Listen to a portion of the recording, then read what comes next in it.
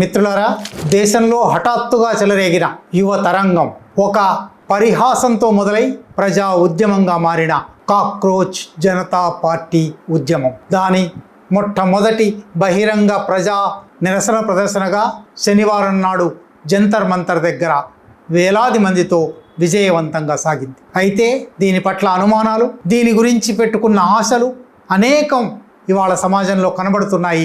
అందువల్ల cockroach Janata party అనే ఒక పరిణామాన్ని కొంచెం లోతుగా, మరీ ముఖ్యంగా శనివారం నాడు జరిగిన ప్రదర్శన నేపథ్యంలో పరిశీలించవలసి ఉంది. ఈ ప్రదర్శన జరిగిన తర్వాత నుంచి Sangh Parivar, Bharatiya Janata party IT cell దాదాపు అన్ని వేదికలు, ఫేస్బుక్ మీద కావచ్చు, ఇన్స్టాగ్రామ్ మీద కావచ్చు, ఎక్స్ మీద కావచ్చు, యూట్యూబ్ మీద కావచ్చు, ఇది ఫ్లాప్ అయిపోయింది. కొన్ని వందల మంది కన్నా ఎక్కువ రాలేదు, అది కూడా వృద్ధులు వచ్చారు, ఇది దేశద్రోహకరమైనది అనే వ్యాఖ్యలు వినిపిస్తూ ఉన్నాయి. దీని వెనుక ఎవరున్నారు?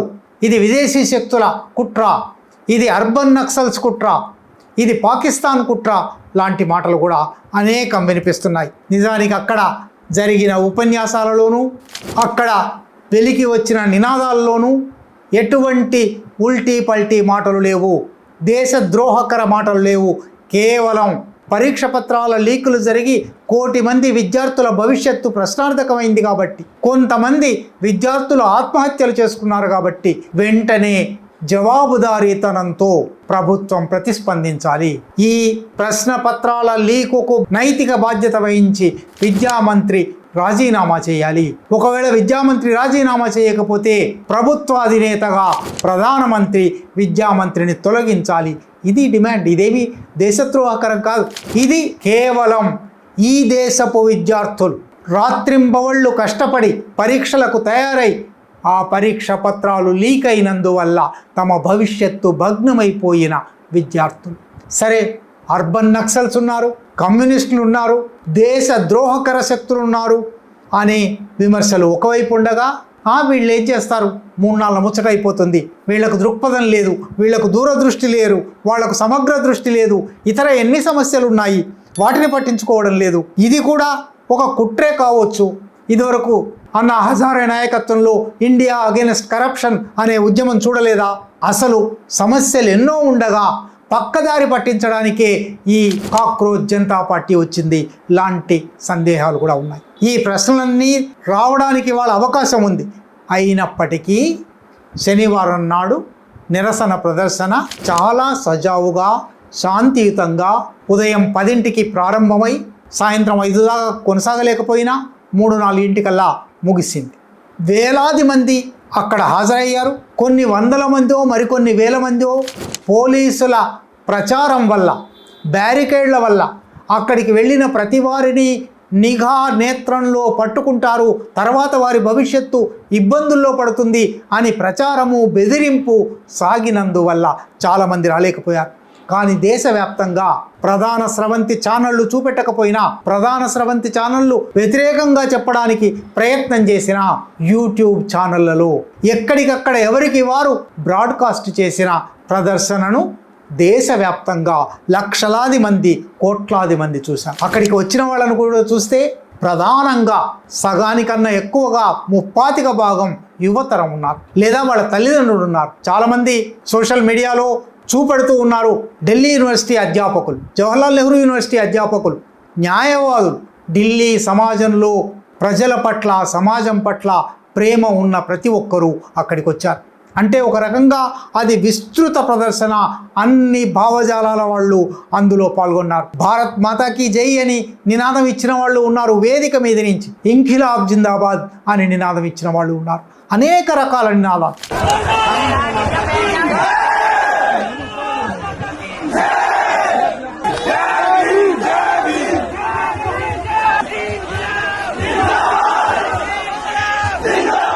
ఇంద్రధనుస్సులాగా అన్ని భావాలకు అవకాశం ఇచ్చిన ఒక నిజమైన ఈ దేశపు వైవిధ్యాన్ని ప్రకటించిన ప్రజా ప్రదర్శన అది. భగత్ సింగ్ ఫోటోలు చేతబూరిన వాళ్ళు ఉన్నారు, అంబేద్కర్ ఫోటోలు, అంబేద్కర్ పుస్తకాలు చేతిలో పట్టుకున్న వాళ్ళు ఉన్నారు, జ్యోతిబా ఫూలే ఫోటోలు పట్టుకున్న వాళ్ళు ఉన్నారు, సావిత్రిబాయి ఫూలే ఫోటో పట్టుకున్న వాళ్ళు ఉన్నారు, 3 రంగుల జెండా ఎగరేసిన వాళ్ళు ఉన్నారు.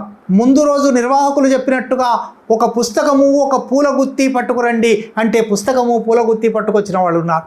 అంటే ఒక రకంగా ఈ దేశ యువతలో ఉన్న వైవిధ్యం అంతా అక్కడ ప్రదర్శితమైంది. కనుక ఈ కాక్రోచ్ జనతా పార్టీ మొదటి ప్రదర్శన మీద సందేహాలు వ్యక్తం చేసే అవకాశాలు ఉన్నాయి. నిజంగానే చాలాసేపు స్టేజ్ మేనేజ్మెంట్ సరిగ్గా జరగలేదు. స్టేజ్ మీదకి అనేక మంది ఎక్కారు. స్టేజ్ మీద ఇంతమంది ఉండకూడదు, కిందికి వెళ్ళండి అన్నారు. ప్రధాన అతిథిగా వచ్చిన సోనం వాంగ్చుక్ మాట్లాడడానికి చాలాసేపు తీసుకోవాల్సి వచ్చింది. చివరికి కొంతమంది విద్యార్థులు అనేక నినాదాలు పదే ఉధృతంగా నినాదాలు ఇచ్చి సభను శాంతింపజేసిన తర్వాత సోనం వాంగ్చుక్ ఉపన్యాసం ఇచ్చారు. సోనం వాంగ్చుక్ ఉపన్యాసం కానీ, అభిజిత్ దీప్కే ఉపన్యాసం కానీ, సౌరవ్ దాస్ ఉపన్యాసం కానీ ఇవి శాంతియుతంగా జరిగిపోయాయి.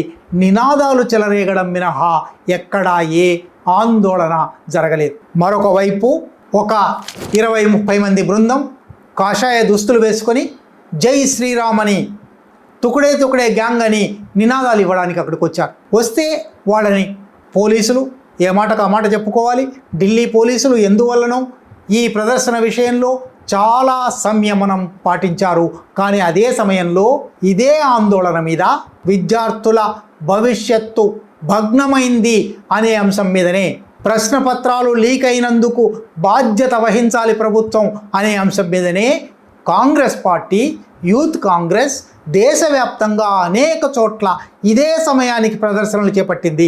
కురుక్షేత్ర ప్రదర్శనలో పాల్గొంటున్న యూత్ కాంగ్రెస్ నాయకుల మీద వాటర్ క్యానన్లతో అతి భయంకరంగా దాడి చేశారు. అంటే పోలీసులు సాధారణంగా ఉపయోగించే నిర్బంధ పద్ధతులను, దమన నీతిని ఉపయోగించారు. కానీ ఎందువల్లనో జంతర్ మంతర్ ప్రదర్శన మీద మాత్రం ఆ రోజు ఉదయం అడిగినప్పటికీ అనుమతి ఇచ్చారు. అనుమతి తామే ముందే తయారు చేసుకుని వెళ్ళి ఢిల్లీ ఎయిర్పోర్ట్లో అభిజిత్ దీప్కే చేతికిచ్చారు. ప్రదర్శన జరిగినంతసేపు ప్రశాంతంగా ఉన్నారు. ప్రదర్శనను భగ్నం చేయడానికి వచ్చిన సంఘ్ పరివార్ వ్యక్తులు, వారిని కొన్ని ఛానళ్ళు ఇంటర్వ్యూ చేశాయి. హిందూ సంస్థాన్ తరఫున వచ్చాం మేము, ఈ ప్రదర్శనను చెదరగొట్టడానికే వచ్చాము అని వాళ్ళు స్పష్టంగా చెప్పారు. జై శ్రీరామ్ నినాదం ఎందుకు ఇక్కడ అంటే వాళ్ళు ఉల్టీ పల్టీ మాటలు మాట్లాడుతున్నారు, దేశ విరోధి నినాదాలు ఇస్తున్నారు, అందుకని మేము జై శ్రీరామ్ అంటున్నాము అన్నారు. जय श्री राम भारत में नहीं लगेंगे तो कहाँ लगेंगे? इस समय यहाँ पे लगाने का क्या मकसद है? ये तो प्रोटेस्ट लग रहे हैं, कर रहे हैं यहाँ पर। अगर कोई जय श्री राम लगा रहा है उससे दिक्कत क्या है? अगर कोई जंतर मंतर पे आके देश विरोधी बात करे या उल्टी सीधी बात करे तो क्यों नहीं हो सकता? జై శ్రీరామ్ అనేది పరీక్ష పత్రాలు లీక్ అయి జీవితాలు ధ్వంసమైన విద్యార్థులకు ఏ ఉపశమనం కలిగిస్తాయి? అందుకు ఎవరో బాధ్యత వహించాలి. బాధ్యత వహించిన వాళ్ళు రాజీనామా చేయాలి, మళ్ళీ విద్యార్థుల భవిష్యత్తును కాపాడాలి అనేది ఎట్లా ఉల్టీ పల్టీ అవుతుంది, ఎట్లా దేశ విరోధి అవుతుంది? కానీ వాళ్ళు ఆ మాట అన్నారు. పోలీసులు వాళ్ళని అక్కడి నుంచి దూరం తీసుకెళ్ళారు. ప్రదర్శనలో మరొక కొట్ట వచ్చినట్టు కనిపించిన అంశం, దేశవ్యాప్తంగా అనేక చోట్ల నుంచి విద్యార్థులు, యువజనులు ఈ ప్రదర్శనకు వచ్చారు. అక్కడ వేదిక మీద నుంచే అభిజిత్ దీప్కే చెప్పాడు, కేరళ నుంచి, తమిళనాడు నుంచి, దూర ప్రాంతాల నుంచి, బెంగాల్ నుంచి వచ్చిన విద్యార్థులు ఉన్నారు అని. యూట్యూబ్ ఛానళ్ళు ఇంటర్వ్యూ చేసిన వాళ్ళలో కూడా బీహార్ నుంచి వచ్చిన ఒక యువకుడు చెప్పాడు, महाराष्ट्र నుంచి వచ్చిన ఒక యువకుడు చెప్పాడు, बिहार गोपालगंज से आए sir student sir government service की तैयारी करते हैं. I'm here to protest from Bombay just for the protest. ఎవరు తీసుకురాబడిన వాళ్ళు కాదు, వాళ్ళంతట వాళ్ళు వచ్చారు. అంటే స్వచ్ఛందంగా యువతలో ఉన్న అసంతృప్తి ఇవాళ ఇక్కడ ప్రకటితమైంది. యువత ఈ దేశాన్ని బాగు చేయడానికి, ఈ దేశపు విద్యా వ్యవస్థలో జరుగుతున్న అక్రమాలను సరిచేయడానికి పూనుకున్నారు అనేది స్పష్టంగా బయటపడింది. గోధీ మీడియా ఈ ప్రదర్శనలోకి ప్రవేశించి అనేక మందిని ఇంటర్వ్యూలు చేయడానికి ప్రయత్నం చేసింది. ఈ ఇంటర్వ్యూలలో ఒక ఉదంతం బాగా వైరల్ అయింది. కాక్రోచ్ మాస్క్ పెట్టుకొని వచ్చారు చాలామంది యువకులు. మాస్క్ పెట్టుకున్న ఒక వ్యక్తిని కాక్రోచ్ స్పెల్లింగ్ ఏమిటి అని అడిగారు. కాక్రోచ్ స్పెల్లింగ్ తెలిసి ఉండవలసిన అవసరం లేదు. నిజానికి ఒక అసంతృప్తి, పరీక్షలలో అన్యాయం జరిగింది, ఈ అన్యాయాన్ని సవరించండి అనే అసంతృప్తి. ఈ అసంతృప్తితో వాళ్ళు వచ్చారు. కాక్రోచ్ జనతా పార్టీ పిలిపించిందా, కాక్రోచ్ జనతా పార్టీ నిలబడుతుందా నిలబడదా అది కాదు, దేశవ్యాప్తంగా యువతలో అసంతృప్తి ఉంది. ఆ అసంతృప్తి బయటపడడానికి ఒక మార్గం, ఒక వేదిక దొరికింది. కానీ కాక్రోచ్ స్పెల్లింగ్ ఏమిటి అని అడుగుతున్నారు. అడిగితే వెంటనే ముగ్గురు నలుగురు, ఎవరినైతే కాక్రోచ్ స్పెల్లింగ్ అడిగారో వాళ్ళు చెప్తున్నారో లేదో తెలియదు, కానీ ముగ్గురు నలుగురు వచ్చి అసలు మీ మీడియానే ఇటువంటి అన్యాయాలకు అక్రమాలకు కారణం, వాళ్ళని నిలదీసే బదులు కాక్రోచ్ స్పెల్లింగ్ ఏమిటని మమ్మల్ని నిలదీస్తున్నావా అని ఆ అడుగుతున్న గోధీ మీడియా విలేకరిని అక్కడి నుంచి తరిమేశారు. ఇట్లా చెప్తూ పోతే ఆ ఉదయం నుంచి సాయంత్రం దాకా జరిగిన ప్రదర్శనలో అనేక అంశాలు ఉంటాయి. పోలీసులు 150 మంది కెమెరామెన్లను పెట్టారు ప్రతి వ్యక్తిని ఫోటో తీయడానికి అని ఒక వార్త వచ్చింది. నిజం కూడా కావచ్చు, నిజం కూడా అవ్వచ్చు. అట్లాగే అభిజిత్ దీప్కే 5 గంటల దాకా ఉండకుండా పారిపోయాడు అని బీజేపీ ఐటీ సెల్ పెద్ద ఎత్తున ప్రచారంలో పెట్టింది. ఆయన మొన్నటి వరకు ఉండిన ఊళ్ళో 18 డిగ్రీల సెంటీగ్రేడ్లో ఉన్నాడు. నిన్న ఢిల్లీలో 40 డిగ్రీల సెంటీగ్రేడ్ ఉంది. అందువల్ల ఆ ఎండకు ఆయనకు వడదెబ్బ తగిలినట్టుగా అయింది. కాసేపు చల్లగా ఉండాలి అని అంటే ఆయనను ఆల్మోస్ట్ ఆయన పడిపోతున్న దశలో తీసుకొచ్చి ఏసీ కార్లో కూర్చోబెట్టారు. దీన్నే వెళ్ళిపోతుంటే అందరూ నిలదీస్తే మళ్ళీ ఆగిపోయాడు. అంటే జరిగిన ఘటనను వక్రీకరించి తప్పుడు అర్థాలిచ్చి పూర్తిగా దాన్ని అప్రతిష్ట పాలు చేయడానికి, దాన్ని చిన్న చూపు చూసేలా చేయడానికి BJP IT cell, Godi media అనేక ప్రయత్నాలు చేశాయి. అయినప్పటికీ ప్రదర్శన శాంతియుతంగా ముగిసింది. 5 లోపలే 8 లక్షల మంది సంతకాలు చేశారు కాబట్టి, ఇక్కడికి వేలాది మంది వచ్చారు కాబట్టి, సాయంత్రం 5 లోపలే విద్యామంత్రి ధర్మేంద్ర ప్రధాన్ రాజీనామా చేయాలి అని మేము కోరుతున్నాము. ఒకవేళ రాజీనామా చేయకపోతే ప్రధానమంత్రి నరేంద్ర మోడీ విద్యామంత్రిని బర్తరఫ్ చేయాలి. ఒకవేళ అది కూడా ఇప్పుడు చేయకపోతే వారం రోజులు సమయం ఇస్తున్నాము, వారం రోజుల లోపల చర్య తీసుకోకపోతే మా తదుపరి చర్యలు ఎలా ఉంటాయో ఆలోచించుకుంటాము. ఇది నిజంగా దేశంలో ఒక శాంతియుత ప్రదర్శన చేయదలుచుకున్న ఒక అసంతృప్త యువతరం ప్రభుత్వానికి ఇచ్చిన ఒక అల్టిమేటం. ఈ అల్టిమేటంకు ప్రభుత్వం ఎట్లా స్పందిస్తుంది? ప్రభుత్వం కాక్రోచ్ జనతా పార్టీని చీలుస్తుందా? అసలు కాక్రోచ్ జనతా పార్టీ అనేదే ఒక కుట్రనా? అనేక అనుమానాలు వస్తున్నాయి.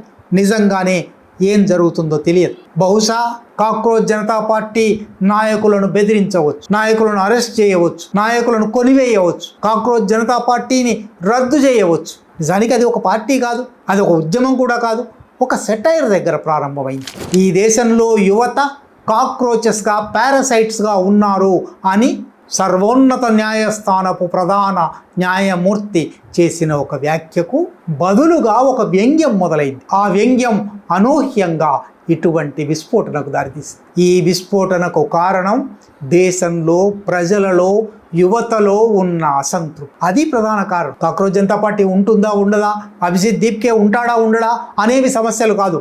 దేశ ప్రజలలో, దేశ యువతరంలో ఎంత అసంతృప్తి ఉంది, ఆ అసంతృప్తి పెటిల్లున పగలడానికి మార్గాల కోసం ఎట్లా చూస్తుంది అనే ఒక ప్రధాన సామాజిక రాజకీయ అంశాన్ని ఈ ప్రదర్శన చూపెట్టింది. అందువల్ల ఏమవుతుంది అని ఎవరికైనా అనుమానాలు ఉండొచ్చు. ఇండియా అగెన్స్ట్ కరప్షన్ చాలా పెద్ద ఎత్తున అవినీతి వ్యతిరేక ఉద్యమంగా సాగి, ఇట్లాగే వేలాది మంది వచ్చి అనేక మంది పెద్దలు, అన్నా హజారే కావచ్చు, కిరణ్ బేడీ కావచ్చు, అప్పుడు దాన్ని సమర్థించిన ఆమ్ ఆద్మీ పార్టీ అరవింద్ కేజ్రీవాల్ కావచ్చు, అటువంటి అనేక మంది వచ్చారు. కానీ తర్వాత వాళ్ళు ఏ కారణం మీద ఆందోళన చేశారో అసలు ఆ కారణం లేదు. ఆ ఆందోళన అంతా కూడా అప్పటికి అధికారంలో ఉండిన కాంగ్రెస్ను అప్రతిష్ట పాలు చేసి భారతీయ జనతా పార్టీకి పట్టం కట్టడానికే జరిగిన కుట్ర అని బయటపడింది. ఇప్పుడు కూడా ఇది మరేదైనా కుట్రనా, ఇంకెవరైనా వెనుక ఉన్నారా? రేపు బయటపడుతుంది. కానీ వాస్తవమైతే వాళ్ళు ఇవాళ ఎంచుకున్న మొదటి అంశం సరైనది. విద్యారంగంలో జరిగిన అసమర్థత, అవినీతి జవాబుదారీతనం కావాలి. ఆ అవినీతి ఎవరు చేశారు? ఆ అసమర్థంగా ఎవరున్నారు? వాళ్ళకి ఏమి శిక్షలు పడ్డాయి? ఇది నిన్నటి ఆందోళన ప్రధానంగా వేయదలుచుకున్న ప్రశ్న. అయితే అనుమానాలు ఎందుకు వస్తున్నాయి? ఇవాళ సమాజం అటువంటి అనుమానాలు తలెత్తగలిగిన స్థితిలో ఉంది. స్వయంగా పాలకులే తమ కనుసన్నల్లో నడిచే ఆందోళనను సృష్టిస్తున్నారు. తప్పుడు కారణాల మీద ఆందోళనను సృష్టిస్తున్నారు. నిజమైన ప్రజాందోళనల్లోకి తమ కోవర్టులను ప్రవేశపెట్టి వాటిని ధ్వంసం చేస్తున్నారు. ప్రజాందోళనల నాయకత్వం మీద చిన్న చూపు కలిగేలా వాళ్లను అప్రతిష్ట పాలు చేస్తున్నారు, వాళ్లను డిస్క్రెడిట్ చేస్తున్నారు. ఇటువంటి వాతావరణం మన కళ్ళ ముందర ఉంది. అందువల్ల ప్రజలలో ఎటువంటి న్యాయమైన ప్రజాందోళన పట్లనైనా కాస్త సందేహం ఉండడం, అనుమానం ఉండడం, ఇది నిజంగా చివరిదాకా సాగుతుందా? మధ్యదారిలో పుట్టి ముంచి పోతారా? వీళ్లలో ఎవరు కుట్రదారులు, ఎవరు కొనివేయబడ్డవాళ్ళు, ఎవరి తరఫున వచ్చారు? ఇటువంటి ప్రశ్నలన్నీ ఉన్నాయి. తప్పకుండా ఉండవచ్చు. పాలకులు తెలివి మీరిపోయి చాలా కళలు నేర్చుకుని, నైపుణ్యం నేర్చుకుని ప్రజాందోళనలను దెబ్బతీయడానికి అనేక రకాల కుయుక్తులు, చాణక్య నీతి వాడుతున్నారు. కనుక తప్పకుండా దీన్ని ఎట్లా ఒక న్యాయమైన ప్రజాగ్రహం అని గుర్తించవలసి ఉన్నదో అట్లాగే ఈ ప్రజాగ్రహం వెనుక ఏమైనా ఉండవచ్చు అని కూడా అనుమానించవచ్చు. దేశంలో అనేక ప్రజాందోళనలు ఇవాళ ప్రారంభం కాలేదు. 1857 ప్రథమ భారత స్వాతంత్ర సంగ్రామం నుంచి ప్రజలలో ఉండిన అసంతృప్తి ఏదో ఒక క్షణాన పెకిళ్ళున పేలుతుంది. అది ఉద్యమ రూపం ధరిస్తుంది. అది ఇంకా విస్తృతమవుతుంది. అంతిమంగా అది తన లక్ష్యాన్ని చేరుతుంది. ఈ ఆశను తప్పకుండా మిగుల్చుకోవాలి. ఈ ఆశను కాక్రోచ్ జనతా పార్టీ ప్రజా నిరసన ప్రదర్శన కలిగిస్తున్నది. ఇది మాత్రమే కాదు, నిన్నటి ప్రజాందోళనలో వ్యక్తమైన సృజనాత్మకత చూస్తే ఆ నినాదాలు ఇచ్చిన తీరు, ఆ పాటలు పాడిన తీరు, ఆ ఉపన్యాసాలు, ఆ చప్పట్లు నిజంగా కనుల పండుగ. ఎన్ని రకాల నినాదాలు వాళ్ళు చేతిలో ఎవరికి వాళ్ళు రాసుకొచ్చారు, ఎవరు తయారు చేసి ఇచ్చినవి కాదు. We ask for make in India, you gave us leak in India.